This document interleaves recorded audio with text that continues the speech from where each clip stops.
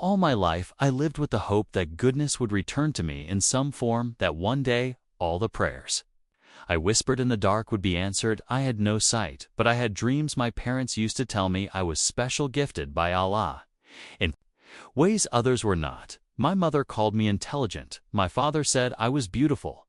I believed them because their love was my mirror. I didn't know then that life was preparing a brutal test for me, one that would break me so deeply I wouldn't recognize the pieces. I was raised with care, educated like any normal child. My parents never let me feel I lacked anything. I couldn't see the world, but I could feel it in ways others never could. I could hear every heartbeat, every silence, every shift in tone.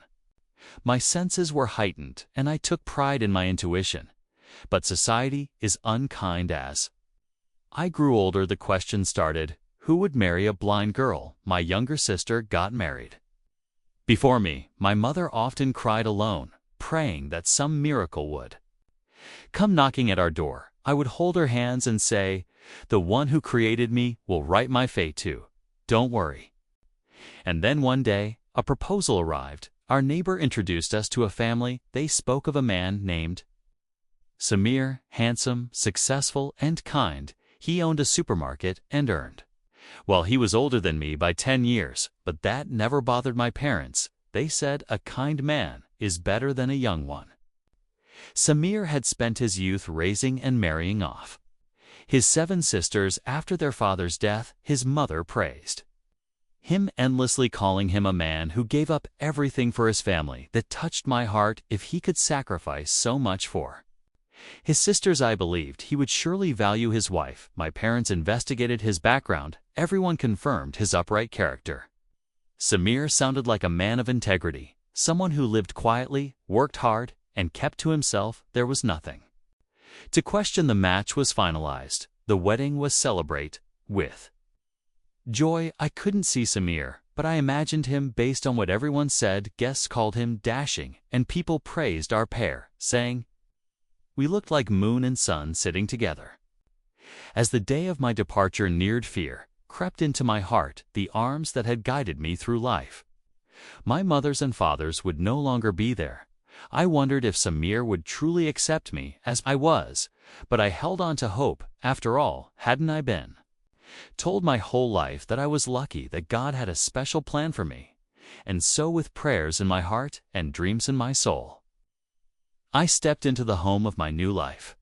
I entered my new home with trembling feet and a heart full of hope. My wedding night had arrived. By the night that dances in every girl's dreams since childhood, I was no different. Despite the darkness in my world, my heart saw everything. I could feel the warmth of the walls, the scent of roses floating in the air, and the quiet hum of anticipation. I was sitting on the edge of the bed, dressed like a bride, wrapped in red and gold, waiting for my husband, waiting for love. There was fear too. I couldn't see the world I was about to share. I couldn't read Samir's face or watch his expressions, but I trusted what I had been told, that he was kind, that he was mine.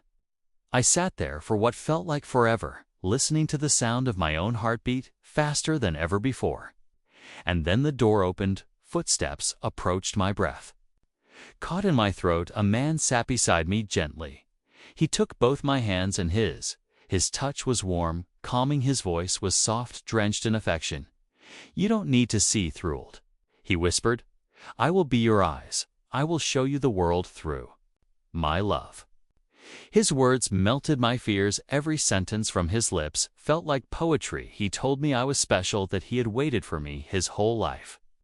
I smiled, shy but content. My heart clung to every word, every sigh, every pause. He leaned closer.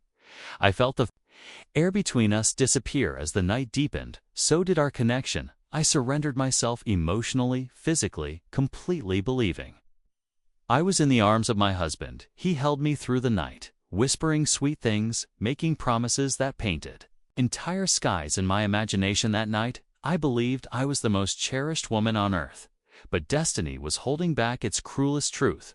When morning arrived, the bed beside me was empty. I reached out, but found only silence and cold sheets. Maybe he had gone out early, I thought, still humming with last night's emotions. I got up and went to the washroom when I returned. My mother-in-law was waiting in the room. She smiled awkwardly and said, "Sitara, I must apologize. Samir didn't come to the room last night. His sister fell sick and we rushed her to the hospital. He was so tired afterward he slept beside me in my room. I hope you understand the ground beneath me crumbled. What did she just say? He wasn't here last night. She was wrong. She had to be wrong because someone was here. Someone had held me, touched me, whispered to me, loved me, and now I didn't know who that man was." The air turned heavy, my hands trembled. I was no longer a bride, I was a woman. Betrayed in the most sacred hour of her life, my mother-in-law stood before me, explaining everything with ease, unaware of the storm rising inside me. "Samir never came to the room, Beta," she said again. "He was with me all night. He's still sleeping in my room." I froze. No words left my lips, but inside me, something shattered into dust. I stared into the nothingness around me, trying to make sense of what I just heard. If Samir wasn't here, then who spent the night with me? I tried to stay calm. Maybe she was mistaken, maybe Samir had come to me and left early. My heart clung to hope. "No, you're wrong." I finally whispered, "He was with me. He came last night." She looked at me with confusion. "No, Beta. He wasn't. He hasn't left my room since we got back from the hospital. He's still asleep." Before I could respond, a voice echoed from behind Amy. I'm up. Her face lit up and see. "He's here now." And then I heard it's Samir's voice, but it wasn't the voice that had whispered to me last night. It wasn't the voice that had made me feel loved, desired, safe. It was someone else. It had been someone else. I felt the blood drain from my face. My legs nearly gave out. Beneath me, I turned toward the sound, but I didn't need to see. My heart knew. My ears knew. Samir's voice did not match the man who had been in my room, which meant only one thing: someone had deceived me, and no one else knew. Samir approached and smiled gently. "I'm sorry," he said. "Amy must have already told you what happened. I didn't mean to leave you alone last night. It was an emergency." I stood there like stone. He was apologizing for not being there while I was dying inside from the truth I now carried. Someone else had entered that room. Someone else had touched me, held me, called me his wife, and I had believed it. I had believed him. Samir pulled out a necklace from the cupboard. "Here," he said, "this is for your post-wedding gift." He placed it around my neck, but to me it felt like a noose tightening. I couldn't take it anymore. With trembling lips, I said the words that would either save me or destroy me. "Samir, someone came into the room last night. He claimed to be you. He was with me all night. I thought he was you, but it wasn't you. It wasn't your voice. You have to believe me." Samir's expression changed. The kindness drained from his face. His eyes widened in disbelief. "Yim or rage? What are you saying?" he asked, stepping back. "You're telling me someone else was with you in our room?" My silence was his answer. He exploded. "Are you accusing someone in my house of rare? You hiding something shameful of your own?" Samir's voice thundered through the room, sharp enough to cut through my skin. "What are you implying, Sitara? That someone in my house entered our room and you couldn't tell the difference?" I stood still, trying to steady my breath. "Samir, please. I didn't know he said he was you. I believed him because I had no reason not to. I can't see, but I can feel, and I swear it wasn't you." Samir's hands clenched into fists. "Stop it. Just stop. Are you trying to paint yourself as a victim now? You're saying someone spent the night with you, and I should believe it wasn't by your own choice." I joined my trembling hands together, tears streaming from my eyes. "I swear to you, Samir, I didn't even know until your mother told me. You weren't there. I would never betray you." By now, the room had filled with voices. People had gathered, say his mother, sisters, even the other relatives who were staying in the house. They stood at the doorway, watching me like I was a criminal, some spectacle to be judged. Samir's voice cracked with rage. "Amethyst is the girl you brought for me. This is the character you married into our home. she spent the night with someone and now wants me to believe a stranger walked into my room and pretended to be me. His mother shook her head slowly, disappointment spreading across her face like poison. There are only 3 men in this house, aside from Samir, my sons-in-law, and I trust them with my life. None of them would do such a thing. I had tried to speak. Please listen to me. If I can hear their voices, I'll recognize the one from last night. Let me prove it. Let me listen. But Samir cut me off. Don't even try to drag my brothers-in-law into this. I won't allow you to throw dirt on my family just to save your own skin. His mother, however, stepped forward. No. Samir Bayer, let her listen. If she's truly telling the truth, she should be able to tell us who it was within minutes. Her 3 sons-in-law were summoned to the room. Each one came forward and spoke a few words. I listened carefully, praying for clarity, but none of the voices matched. None of them were the one I had heard that night. My legs gave way, and I collapsed to the floor. My truth had nowhere left to go. Samir's silence was more terrifying than his anger. Then, in a final blow, he grabbed my wrist. Get out, he said coldly from Nas. You're not my wife. You're a liar, a disgrace. I will not live with a woman who betrays me, and then points fingers for a bit and then left. I began to reflect on everything I knew about them, including facts no one else was aware of. I hadn't decided what I was going to do yet, but I knew I wasn't going to disappear. I began reaching out to some people, not friends, such as my Aunt Denise.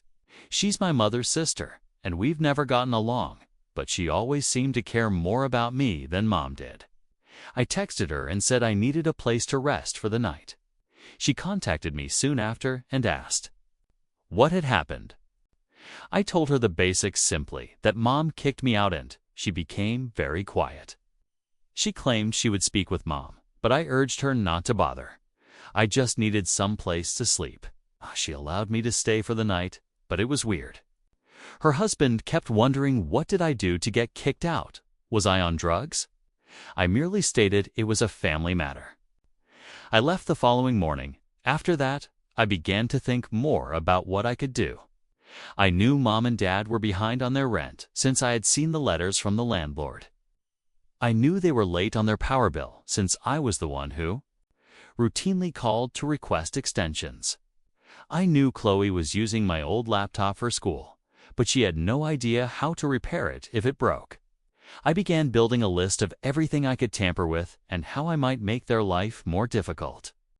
I was not going to do anything unlawful, but I wasn't going to make things easy for them either. I started by changing the passwords for the Wi-Fi and streaming accounts. Nothing significant, just enough to bother them. I knew Mom would stress out if she couldn't watch her shows, and Chloe would go crazy if she couldn't get online. Mom sent me a number of angry texts questioning what I'd done, but I ignored them. She threatened to contact the police, but I knew she wouldn't. She never wanted anyone to know what was actually going on in her home.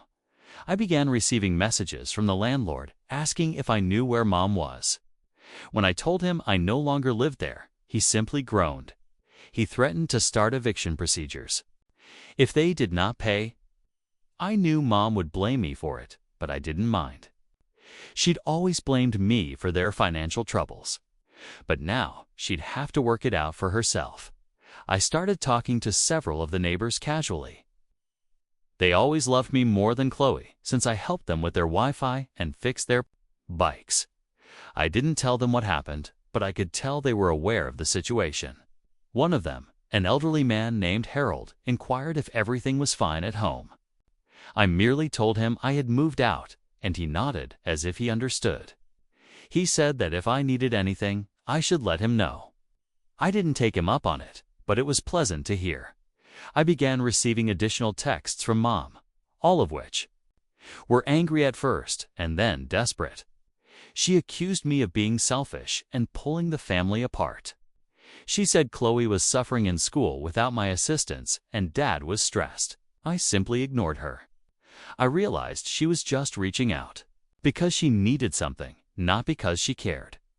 One night, Dad called me. He'd never called, so I almost didn't respond. He simply told me they needed me to come home and fix the Wi-Fi because Chloe was failing her classes and Mom was losing it. I informed him I wasn't coming back, and he simply hung up, no goodbyes. Nothing. I began to reflect on all of the times they made me feel as if I didn't belong, as well as the times they blamed me for things that were not my fault. I wasn't about to let them off the hook. I began looking for additional methods to make life difficult for them without crossing any bounds. I knew Mom was hiding money from Dad because I saw her stashing cash in the kitchen. I knew Chloe was using my old accounts for school, so I changed the passwords. I knew Dad was behind on his car payments because he would make me call the bank for him. I began receiving messages from Chloe, all of them angry. She accused me of wrecking her life and being petty. She stated Mom was constantly sobbing and Dad was yelling at everyone. I just blocked her. I didn't care anymore. I started to feel more secure, as if I was finally in control. I wasn't just a youngster they could bully anymore. I began making plans, real plans for how I planned to respond to them. I wasn't going to do something stupid, and I wasn't going to let them win. The final straw was when Mom arrived at my aunt's house, beating on the door and demanding to see me. She claimed I was stealing from them and wrecking their lives. My aunt told her to go, and my mother hit her. My aunt slammed the door in her face. After that, I knew I was done with them permanently. I started looking for a place to stay that was inexpensive, but not bad. I found a room in a house with several other guys. It wasn't fancy, but it was better than my car. I began working more, saving money, and making plans. I knew it would take time, but I remained patient. I began keeping note of everything, every message, every phone call, and every time they tried to mess with me. I wasn't about to let them forget what they'd done. I began telling folks the truth, not the entire story, but enough to make them realize Mom and Dad were not the saints they claimed to be. I could see that things were becoming worse at home. Mom began posting on Facebook about how difficult things were and how ungrateful children might be. Chloe began sharing sorrowful stories of being abandoned by her brother. I just chuckled. They wanted pity, but they were not going to receive it from me. I began to consider all of the ways I could make things more difficult for them while remaining within the confines of the law. I wasn't finished, yet not even close, so that is where things stand right now. I'm out. I am on my own, and I am not looking back. But I'm far from done with them. The next section is where things really begin to get interesting. Update 2s. I guess this is when things really start to get interesting, or at least more realistic. I'm not going to claim I had a master plan from the start, but I wasn't sitting around waiting for karma either. I was angry, and I wanted them to feel it. I wanted them to understand what it's like to be powerless, to have everything you rely on simply stop working. And I wanted them to realize it was me. As I already stated, it began with minor incidents. However, after a while, I realized it wasn't enough. Changing passwords and ignoring texts are just noise they could live with. I wanted them to experience it in their wallets and daily lives. They made me feel like a burden for many years. I wanted them to have to explain themselves to people who mattered to them, not simply strangers on the internet. The first strange thing that happened was receiving a call from the landlord again, but this time he sounded angry. He said he'd been trying to reach my mother for weeks, and she was avoiding him. He inquired if I knew where she was, and I just responded I didn't reside there anymore. He began ranting about how the rent was months late and how sick he was of the excuses. I could hear him moving papers, like if he was seeking for something to frighten me with, but I simply let him speak. He ultimately stated that he was going to begin the eviction procedure, and I simply answered, "Do what you got to do, man." I knew Mom would blame me for this, although she was the one who stopped paying. She always pretended to be a financial genius, But she was only excellent at hiding things from Dad and yelling at Chloe until she did what she wanted. Dad never paid attention to anything other than his automobile or phone. I suppose that's why they constantly asked me to perform the tedious tasks, because they couldn't be bothered. I began to reflect on everything I knew about them, including facts no one else was aware of. For example, Mom used to take cash from Chloe's birthday cards, while Dad would borrow money from neighbors and never repay it. I began compiling a list in case I needed it later. I wasn't sure what I was going to do with it, but it was nice to have something on them for once. Then I started receiving messages from Chloe. But they weren't the typical memes or insults. She was truly begging for assistance. She claimed her laptop was playing up and she couldn't get her schoolwork to work. She stated that Mom was stressing out because the Wi-Fi was down again and Dad was yelling at everyone. I just left her to read. I figured she'd figure it out or blame me like she always did. A few days later, I received a call from my Aunt Denise. She claimed Mom had called her crying, saying I had ruined everything and the family was disintegrating. Denise asked if I could simply go over and help them out for once, just to preserve the peace. I told her no, and she became silent. She stated she understood, but I could tell she didn't fully get it. She still saw Mom as her older sister, not the lady who kicked her own child out for money. I started hearing from neighbors as well. Harold, from down the street, messaged me on Facebook, asking if everything was fine at home. He stated he saw Mom ranting at the landlord in the driveway while Dad sat in the car saying nothing. I just informed him that I no longer lived there, and he expressed regret. He did not ask for specifics, which I appreciated. Then things began to get messy. Mom began posting on Facebook about how difficult things were, how she was working to keep the family together, and how some people simply do not appreciate what they have. She didn't mention my name, but it was evident. Chloe began posting sad stories about being abandoned by her brother, and her friends began emailing me to find out what happened. I simply disregarded them. I began receiving more calls from the landlord and then the energy provider.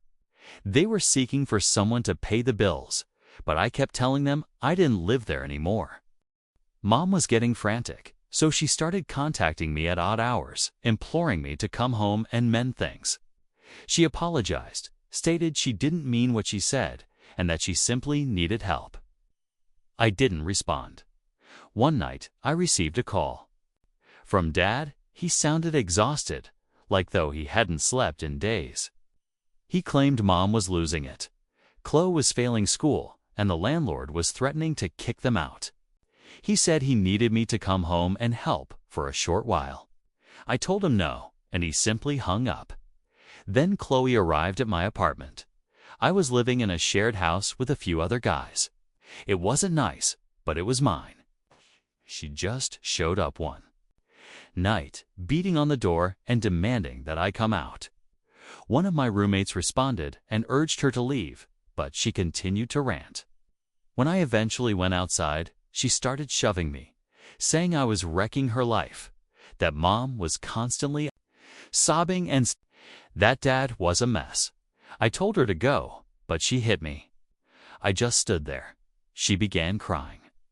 My roommate came out and urged her to get lost, and she eventually departed, shutting the gate behind her.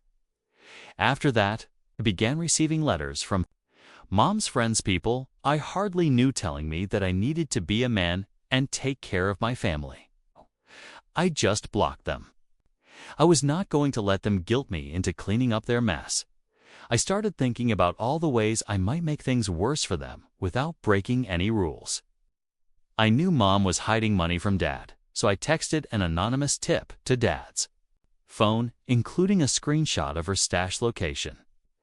I knew Dad was behind on his car payments, so I wrote a notice to the bank to speed things up. I knew Chloe was using my old accounts for school, so I changed the passwords again, simply to mess with her. I started hearing from additional people, such as the neighbors, that things were growing worse at the house. Mom was yelling at everyone. Dad was never home, and Chloe was skipping classes. The landlord eventually showed up with an eviction notice, and Mom lost it. She screamed at me, saying I had ruined her life. I simply hung up. I started to feel better, like I was finally in control. I wasn't just a youngster they could bully anymore. I began planning out what I was going to do next and how I was going to keep the pressure on. I wasn't going to let them off the hook not after what they had done. The last thing that happened was Mom turning up at work and yelling at me in front of everyone. They accused me of being a terrible son, uncaring, and wrecking the family. I just walked away. She attempted to follow me, but security stopped her. She slapped one of the guards and was carried outside.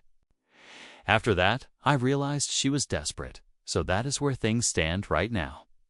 They are breaking apart, and they are aware that it is because of me. I'm not finished, yet not even close. The next section is where everything comes crashing. Down 2 final updates, so I awoke this morning to over 20 missed calls and texts. I recognized some of the numbers, while others were unfamiliar. I wondered whether anything had happened to someone. But no, it was just my family blowing up my phone as if it was the end of the world. I browsed through the notifications, and they were all the same thing. Eli, please call us. We need you, son. Come home. Then there were a slew of texts from Mom that were just straight paragraphs with no punctuation. Just her talking about how everything is falling apart and how I am the only one who can save everything. I did not even open them at first. Just gazed at the screen, laughing. 5 years ago, they couldn't get rid of me quick enough. They are now acting as if I am the only person left on Earth. The weirdest aspect was discovering a message from Dad. He never ticked sever. His was simply, "Call me, please." That is it. Emojis, nothing. I nearly couldn't believe it was him. Then I spotted a couple from Chloe, and hers were everywhere. She was mad, then begging, and then mad again.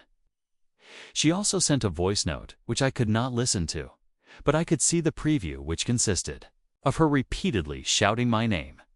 I suppose I should back up a little. After everything that happened, I kept my distance, but I never actually stopped paying attention.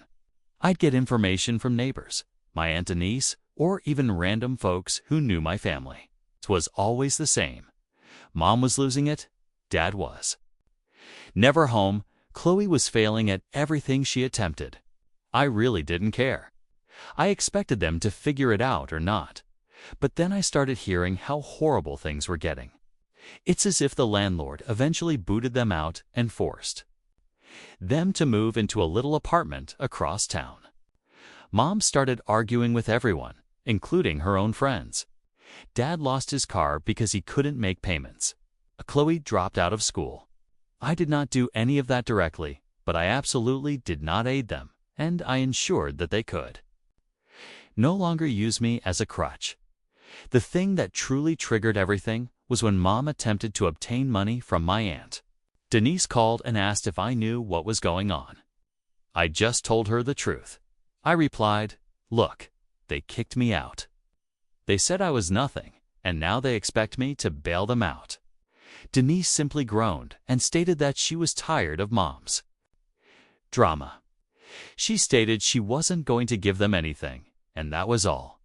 Mom then started calling everyone she knew in an attempt to get help. However, nobody wanted to deal with her. She burned every bridge she had, and now she was stuck.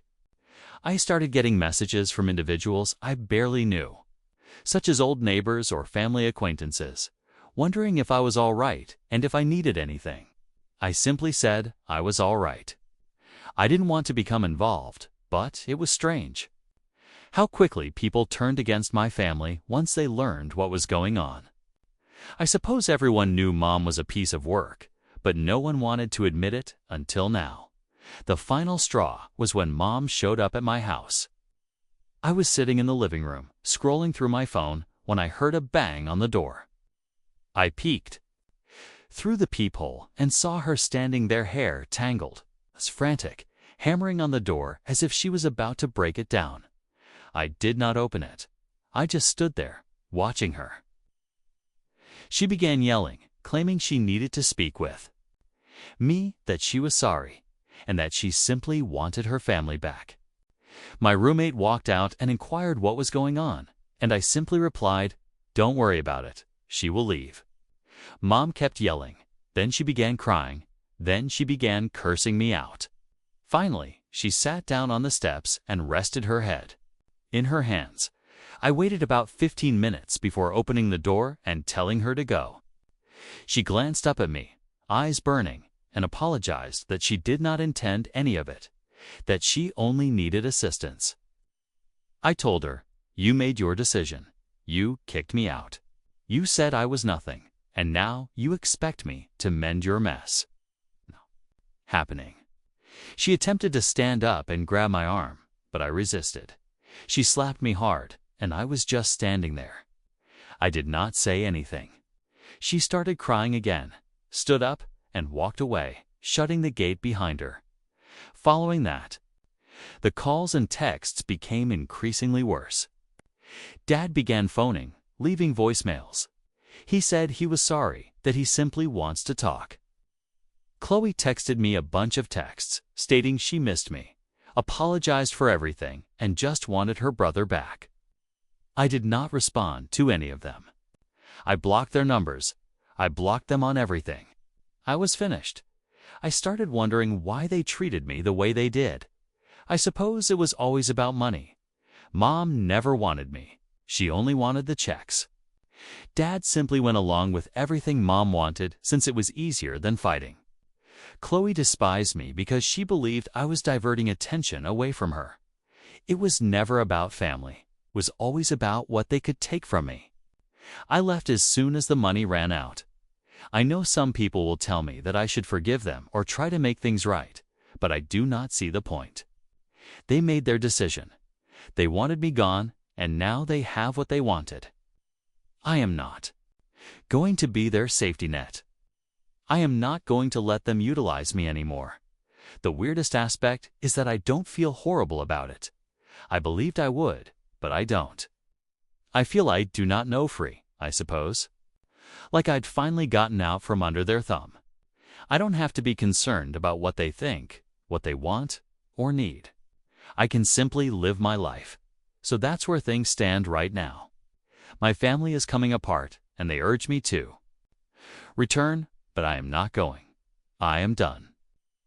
I'm not sure what's going to happen to them, and I honestly don't care.